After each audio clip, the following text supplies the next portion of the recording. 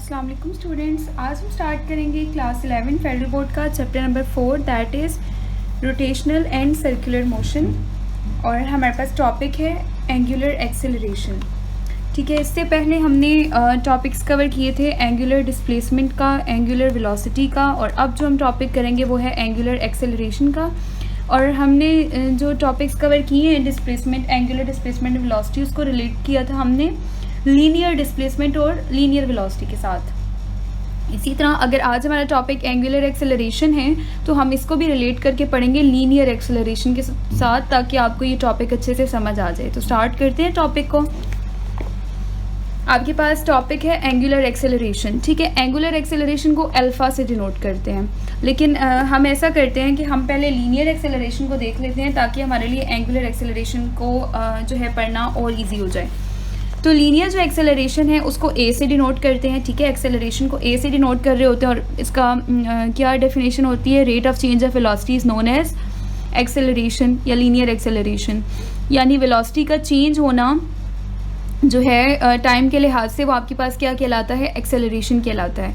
अब वेलोसिटी का कैसे चेंज होना, यानी कोई चीज़ मूव कर रही है तो उसकी वेलोसिटी पहले कुछ और हो, देन वो मूव करके आगे जाए तो उसकी वेलोसिटी या तो इंक्रीज़ हो जाए या तो डिक्रीज़ हो जाए। उसकी वेलोसिटी जो इंक्रीज़ या डिक्रीज़ हो रही है ना, यही होता है कि उसकी वेलोसिटी क्या हो रही है? चेंज हो रही है। फॉर एग्जांपल कोई कार है, वो रेस्ट पे है तो उसकी इनिशियल वेलोसिटी क्या हो गई? 0। और फिर वो जब मूव करने लग जाती है तो उसकी फाइनल वेलोसिटी तो कुछ ना कुछ आ जाएगी ना हमारे पास। तो इनिशियल वेलोसिटी अब 0 थी और फाइनल जो है चेंज हो गई वेलोसिटी। अब जो उसकी वेलोसिटी चेंज हुई है और कितने टाइम में चेंज हुई है, हम जब इसको कैलकुलेट करेंगे तो हमारे पास जो आंसर आएगा वो क्या होगा? एक्सेलरेशन होगा। ठीक है, अब यहाँ पर आप सपोज करें कि ये ब्लू लाइन आपके पास ओरिजिन है और यहाँ से कोई गाड़ी जो है वो स्टार्ट हुई थी, ये ब्लैक कलर वाली। ठीक है, ये कोई भी ऑब्जेक्ट है जो यहाँ से स्टार्ट हुआ था और यहाँ तक मूव करके आया। इस ओरिजिन से यहाँ तक मूव करके आने में उसको टाइम लगे 2 सेकेंड्स, और उसकी जो वेलोसिटी थी कितनी थी? पहले तो चले रेस्ट पे थी। ठीक है, उसके बाद उसकी यहाँ पर आई तो वेलोसिटी कितनी हो गई? v1 दैट इज़ 5 मीटर पर सेकेंड। अब क्या होता है, वो यहाँ से इस पॉइंट P1 से मूव करके, समझ लें वो A पोजीशन पे है। ठीक है, इस A पोजीशन से मूव करके वो B पोजीशन तक वो जाता है पार्टिकल या वो ऑब्जेक्ट। तो वो जब A से B तक जाता है तो उसकी वेलोसिटी इंक्रीज़ हो जाती है, 5 से 10 हो गई, और टाइम भी उसका 2 सेकेंड से कितना हो गया? 4 सेकेंड। तब उसको यहाँ तक पहुँचने में कितना टाइम लगा? 4 सेकेंड। अगेन वो B से C पॉइंट तक जाएगा तो उसको यहाँ तक पहुँचने में 6 सेकेंड लगे, टाइम इंक्रीज़। और यहाँ पर आप देखें तो उसकी वेलोसिटी भी क्या हो रही है? टाइम के साथ साथ इंक्रीज़ हो रही है। 10 से वेलोसिटी कितनी हो गई? 15।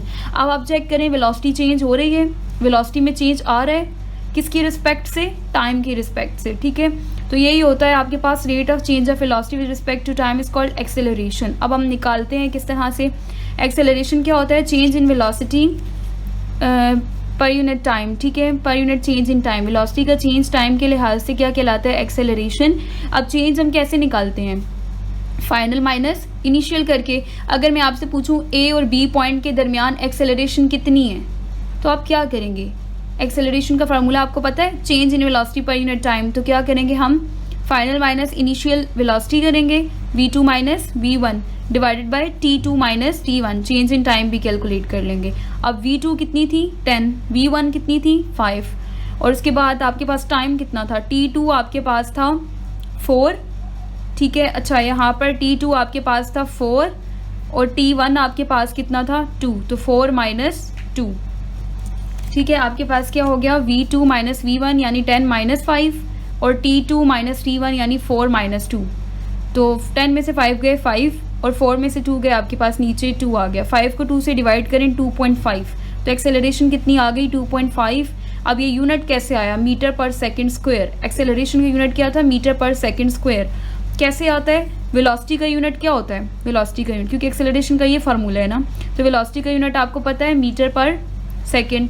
अच्छा, इस वेलोसिटी से डिवाइड हो रहा है टाइम। टाइम का क्या यूनिट होता है? सेकेंड।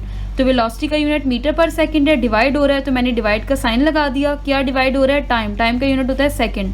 अब जब डिवाइड को मल्टीप्लाई में चेंज करते हैं तो रेसिप्रोकल हो जाता है ना, इसके नीचे कुछ नहीं है तो 1 है, तो 1 ऊपर और एस नीचे। तो क्या हो जाएगा? मीटर पर सेकेंड मल्टीप्लाई 1/s हो जाएगा, और बेसिस सेम पावर्स ऐड, तो नीचे क्या हो जाएगा? सेकेंड का स्क्वायर। तो मीटर पर सेकेंड स्क्वायर आपके पास यहाँ हमने एक्सेलरेशन के फार्मूले से ड्राइव कर लिया एक्सेलरेशन का यूनिट।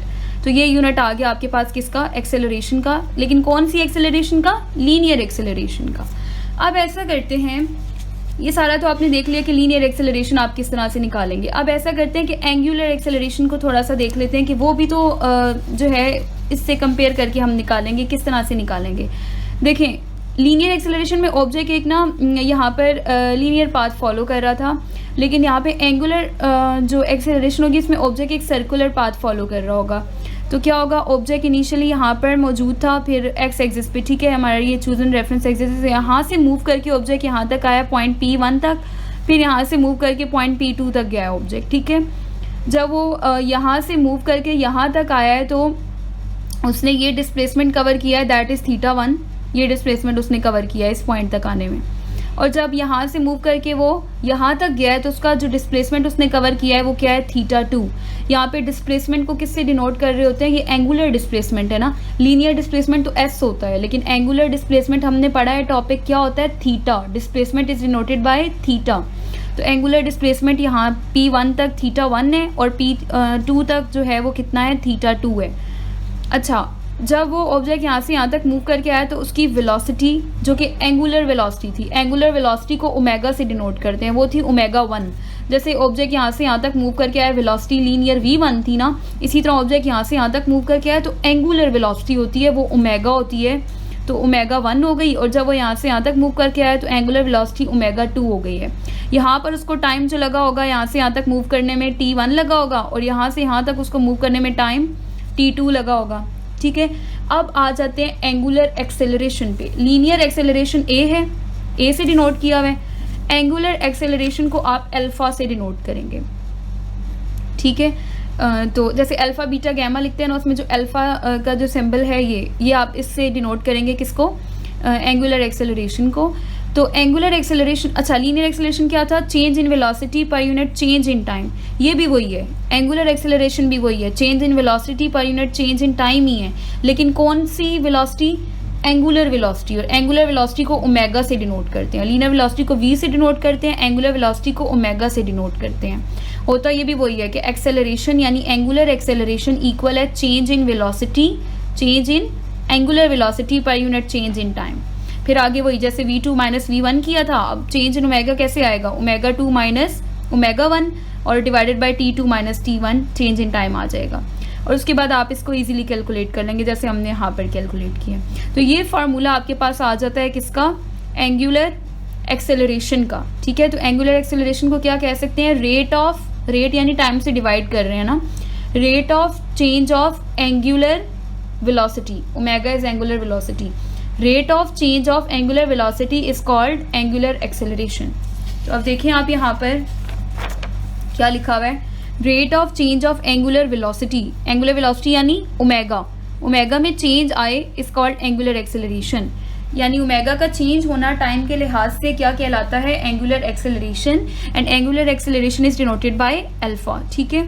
उसके बाद फार्मूला क्या है एंगुलर एक्सेलरेशन का भी हमने डिस्कस किया है। If omega is the angular velocity, अगर ओमेगा एंगुलर वेलोसिटी है इन टाइम टी टाइम में, किसी भी ऑब्जेक्ट की ओमेगा एंगुलर वेलोसिटी है टी टाइम में, then angular acceleration alpha is, वो क्या हो जाएगा, अल्फा इक्वल है change in omega per unit change in time, यानी change in angular velocity divided by change in time. और एंगुलर वेलोसिटी कैसे आती है, फाइनल माइनस इनिशियल करके, और चेंज इन टाइम कैसे आता है, T final minus T initial, ठीक है। तो ओवरऑल फार्मूला क्या हो जाएगा, एंगुलर एक्सेलरेशन बराबर है final velocity, angular velocity minus initial angular velocity divided bye final time minus initial time, यानी ये आपके पास मेन फार्मूला आ गया और ये इसको ओपन करके लिखा है। अच्छा, उसके बाद आपके पास आते हैं units of angular velocity. Linear velocity का यूनिट तो अभी मैंने आपको बताया है निकाल कर, क्या आया था, मीटर पर सेकंड स्क्वायर, क्या आया था, मीटर पर सेकंड स्क्वायर। लेकिन जो एंगुलर वेलोसिटी है, क्योंकि हमें पता है नॉर्मली यहाँ पे एक्सेलरेशन होता है वेलोसिटी अपॉन टाइम ना, तो वेलोसिटी पहले देख लेते हैं क्या होता है। वेलोसिटी होता है डिस्टेंस अपॉन टाइम या displacement upon time. Vector quantity है तो डिस्प्लेसमेंट अपॉन टाइम, डिस्प्लेसमेंट का यूनिट क्या होता है, मीटर, टाइम का यूनिट क्या होता है, सेकंड, तो वेलोसिटी का यूनिट क्या आ गया, मीटर पर सेकंड। अच्छा, फिर एक्सेलरेशन होता है वेलोसिटी अपॉन टाइम, तो वेलोसिटी का भी यूनिट निकाला है मीटर पर सेकंड, वेलोसिटी की जगह लिखा मीटर पर सेकंड, और टाइम डिवाइड में है ना, इसलिए टाइम का यूनिट होता है सेकंड, तो उसको 1/s लिख दिया, डिवाइड में लिख दिया।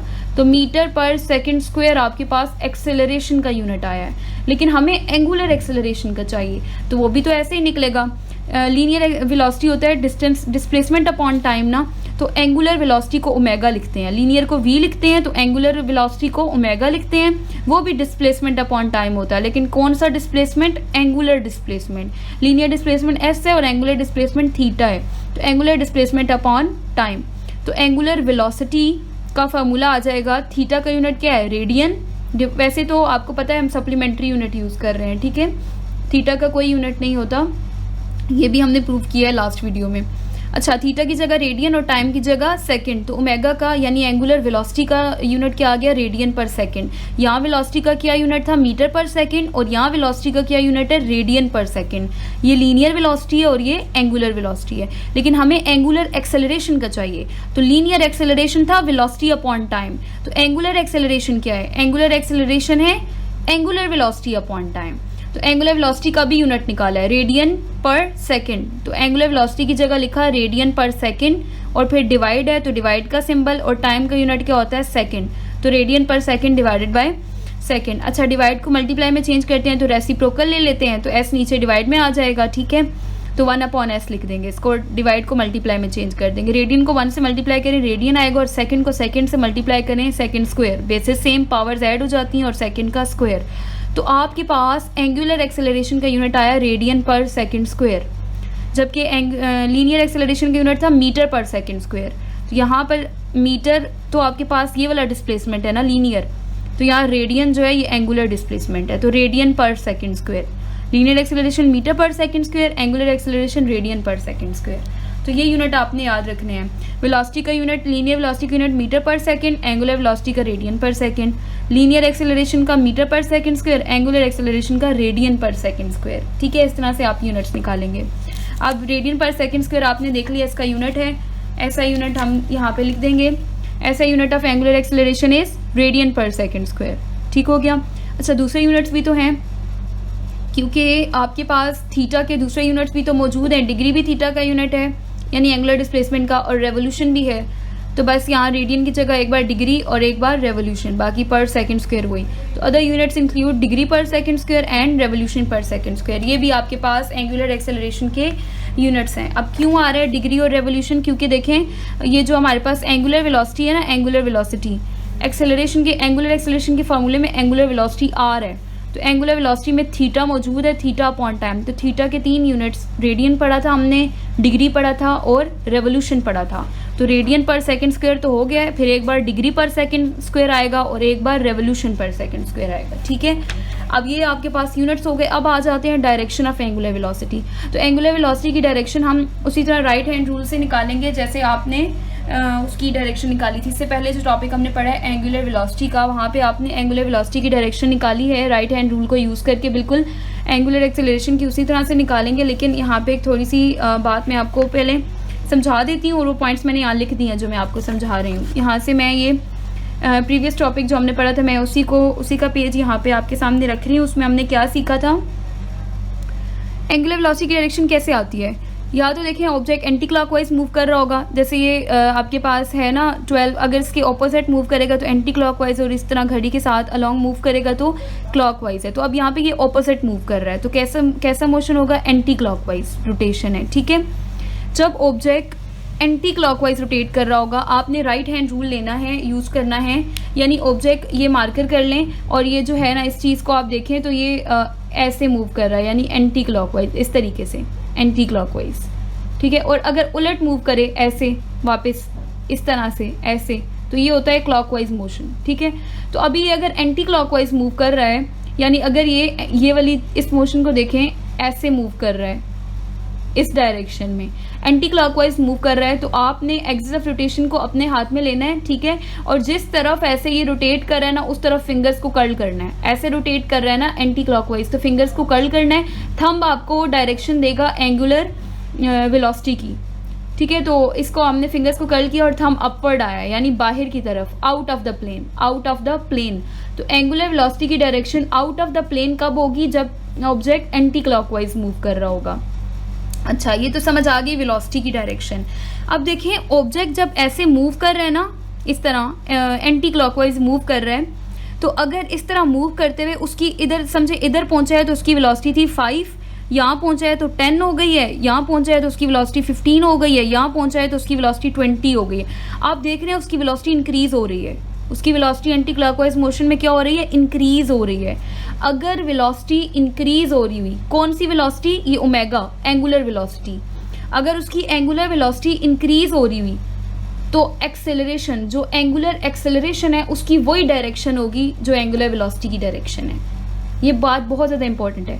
अगर एंटी क्लॉकवाइज मोशन करते हुए या रोटेशन करते हुए ऑब्जेक्ट की velocity, angular velocity omega increase हो रही हुई तो एंगुलर एक्सेलरेशन की डायरेक्शन हमने निकालनी है ना। अभी हमारा टॉपिक क्या था, एंगुलर एक्सेलरेशन की डायरेक्शन निकालें। वो तब आएगी जब आपको एंगुलर वेलोसिटी की डायरेक्शन पता है। तो एंगुलर वेलोसिटी की अभी मैंने आपको निकाल के बताई है राइट हैंड रूल से कि अपवर्ड आ रही है, तो एंगुलर वेलोसिटी अपवर्ड है ना। अगर एंगुलर वेलोसिटी बढ़ रही हुई, जैसे अभी बढ़ रही है, तो एक्सेलरेशन की डायरेक्शन पता है, वो भी वही आएगी जो इसकी थी, जो एंगुलर वेलोसिटी की डायरेक्शन थी, एंगुलर एक्सेलरेशन की वही आएगी। दोनों सेम डायरेक्शन में होंगे, पैरेलल डायरेक्शन हो जाएगी इनकी, ठीक है। ये एक बात हो गई। लेकिन तब क्या होगा कि वेलोसिटी चेंज हो रही हो, एंगुलर वेलोसिटी, लेकिन इंक्रीज की बजाय डिक्रीज हो रही हो, क्योंकि वेलोसिटी चेंज दो, एक्सेलरेशन तब प्रोड्यूस होगी जब वेलोसिटी, एंगुलर वेलोसिटी चेंज होगी।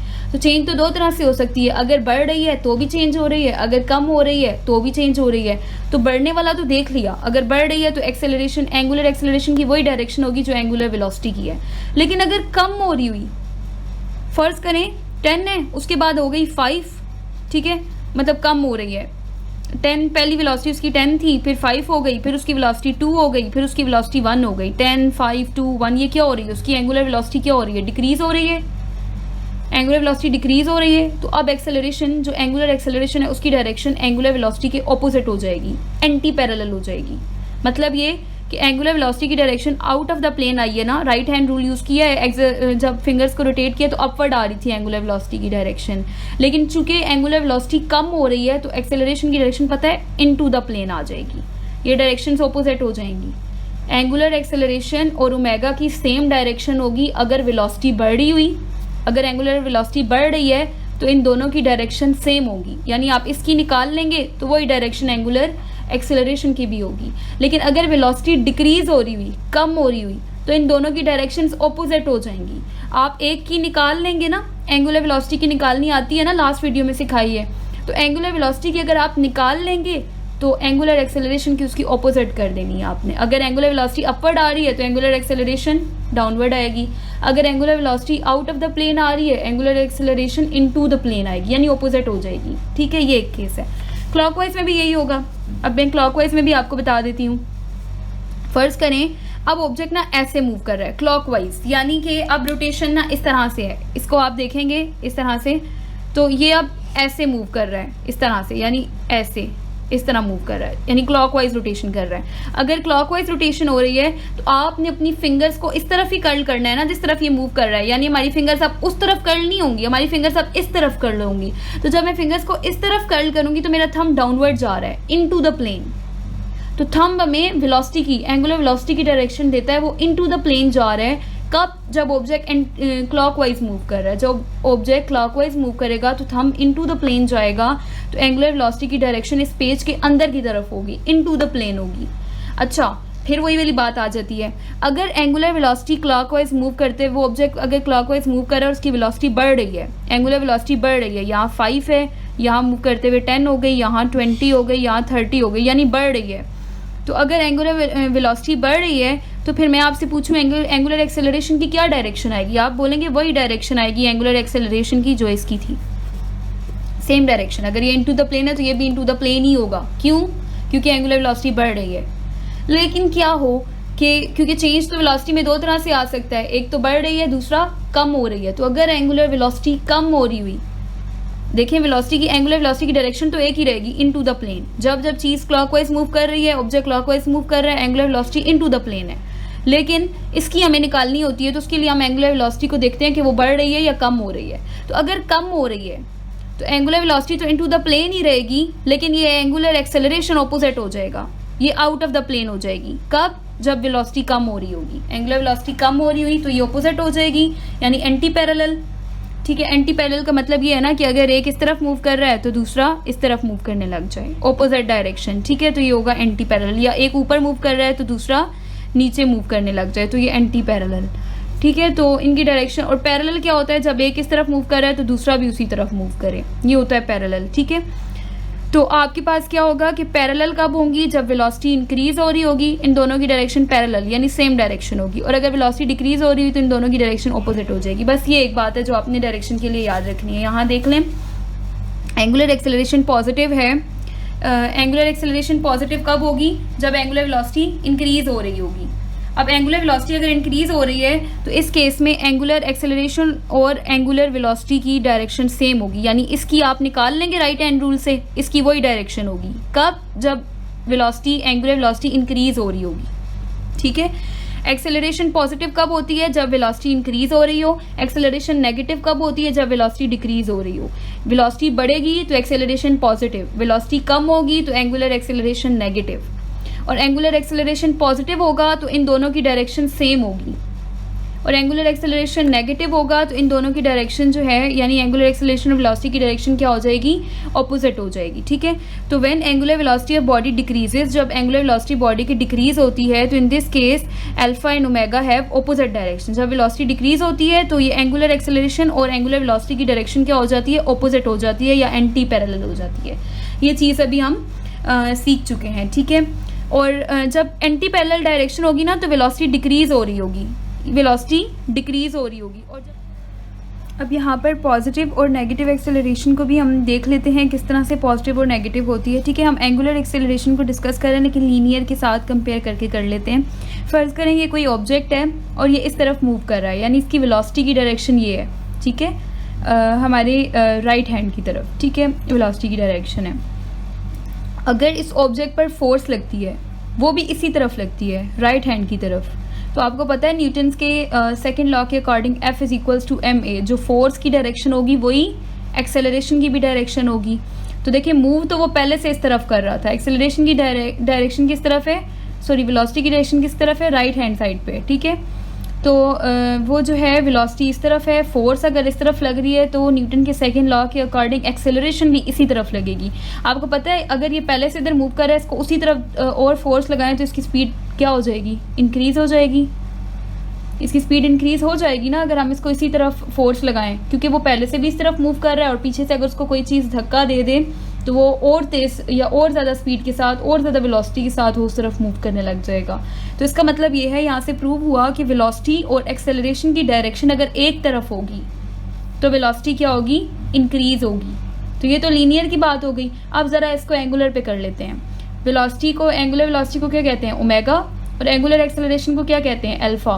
तो ओमेगा और अल्फा की डायरेक्शन अगर एक ही सेम डायरेक्शन होगी, एक ही तरफ होगी, तो जो हमारी एक्सेलरेशन है, एंगुलर वेलोसिटी है, वो क्या होगी, पॉजिटिव होगी। वेलोसिटी इंक्रीज होगी और एंगुलर एक्सेलरेशन की वैल्यू सॉरी पॉजिटिव आएगी। ठीक है, यहाँ पर तो सिंपल सी बात ये है कि अगर दोनों की डायरेक्शन अल्फा और एंगुलर वेलोसिटी की डायरेक्शन एक होगी तो अल्फा की वैल्यू यानी एंगुलर एक्सेलरेशन की वैल्यू पॉजिटिव आएगी, एक्सेलरेशन इंक्रीज हो जाएगी। ठीक है, इसकी वेलोसिटी इंक्रीज हो जाएगी तो एक्सेलरेशन भी क्या होगी आपके पास, इंक्रीज हो जाएगी। अब यहाँ पर अगर ऑपोजिट डायरेक्शन आती है, यानी क्या होता है कि ऑब्जेक्ट इस तरफ मूव कर रहा है और फोर्स उस तरफ, यानी ऑब्जेक्ट इस तरफ जा रहा है और हम पिछली तरफ इसको फोर्स लगाएं, इस तरफ खींचे, तो इसकी वेलोसिटी डिक्रीज हो जाएगी। क्यों डिक्रीज हुई है वेलोसिटी, क्योंकि ऑब्जेक्ट इस तरफ मूव कर रहा है, फोर्स उस तरफ लग रही है, तो जिस तरफ फोर्स लग रही है उसी तरफ एक्सेलरेशन होगी। तो ये एक्सेलरेशन और वेलोसिटी की डायरेक्शन एंटी पैरेलल हो गई हैं, ऑपोजिट हो गई हैं। तो ऑपोजिट डायरेक्शन होगी तो वेलोसिटी डिक्रीज हो रही होगी, और जब वेलोसिटी डिक्रीज होती है तो एक्सेलरेशन नेगेटिव होती है। वेलोसिटी डिक्रीज, एक्सेलरेशन नेगेटिव कब होगी, जब वेलोसिटी ऑफ बॉडी डिक्रीजेस, और एक्सेलरेशन पॉजिटिव कब होगी, जब वेलोसिटी ऑफ बॉडी इंक्रीजेस। और वेलोसिटी इंक्रीज कब करती है, जब इन दोनों की डायरेक्शन सेम होती है। किस किस की, ओमेगा और आपके पास एंगुलर एक्सेलरेशन की। ओमेगा और एंगुलर एक्सेलरेशन यानी एंगुलर वेलोसिटी और एंगुलर एक्सेलरेशन की सेम डायरेक्शन, तो एंगुलर एक्सेलरेशन आपकी पॉजिटिव होगी और वेलोसिटी इंक्रीज करेगी।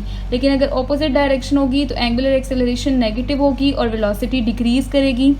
ठीक है, और इनकी डायरेक्शन आपके पास हम कह सकते हैं एंटी पैरेलल होगी तो डिक्रीज और पैरेलल होगी तो इंक्रीज। ये बात हो गई। उसके बाद इन्होंने नेक्स्ट टॉपिक आपको बुक में क्या दिया हुआ है, आपके पास टॉपिक क्या है, एवरेज एंगुलर एक्सेलरेशन। ठीक है, एवरेज एंगुलर एक्सेलरेशन क्या है, total angular velocity of body in total time t is called average angular velocity, sorry acceleration. Angular acceleration तो सिंपल हमने पढ़ लिया है कि वेलोसिटी में इंक्रीज या डिक्रीज आना विद रिस्पेक्ट टू टाइम क्या कहलाता है, एंगुलर एक्सेलरेशन कहलाता है। लेकिन अब जो है हम इस तरह ना डिस्कस करें, जैसे ऑब्जेक्ट सर्कुलर पाथ अगर ऐसे फॉलो कर रहे हैं ऑब्जेक्ट, ठीक है, वो यहाँ से मूव करके यहाँ तक आता है, ठीक है, वो मूव करके यहाँ तक आ रहा है, उसके बाद यहाँ तक मूव करके आ रहा है। फ़र्ज़ करें यहाँ से यहाँ तक मूव करके आया तो उसकी वेलोसिटी डिक्रीज़ हुई है, फिर यहाँ तक मूव करके आया वेलोसिटी इंक्रीज़ होने लग गई, आगे मूव करके गया और इंक्रीज़ हुई, यहाँ आया तो वेलोसिटी डिक्रीज़ होने लग गई। हम हर पॉइंट पे डिस्कस ना करें कि कहाँ वेलोसिटी इंक्रीज़ हो रही है, कहाँ वेलोसिटी डिक्रीज़ हो रही है, बल्कि ओवरऑल बात करें कि यहाँ से लेकर यहाँ तक जब वो पहुँचा है या यहाँ तक पहुँचा है तो उसकी वेलोसिटी, उसकी एंगुलर वेलोसिटी कितनी थी। ठीक है, उसकी angular velocity, total angular velocity कितनी है यहाँ से लेकर यहाँ तक, और यहाँ से लेकर यहाँ तक आने में उसको टोटल टाइम कितना लगा है। इन दोनों को जब हम डिवाइड करेंगे तो हमारे पास एंगुलर एक्सेलरेशन आ जाएगी, that is average angular acceleration. जब हम ओवरऑल बात करेंगे टोटल जो है ओमेगा को डिवाइड कराएंगे टोटल टाइम t से, ठीक है, तो हमारे पास आ जाएगी एवरेज एंगुलर एक्सेलरेशन। तो total angular velocity omega of body in total time t is called average angular acceleration. तो average angular acceleration omega upon time के इक्वल है। यहाँ तक हो गया। उसके बाद ये ओमेगा जो है टोटल टाइम है, सॉरी टोटल वेलोसिटी है, और t जो है ये टोटल टाइम है।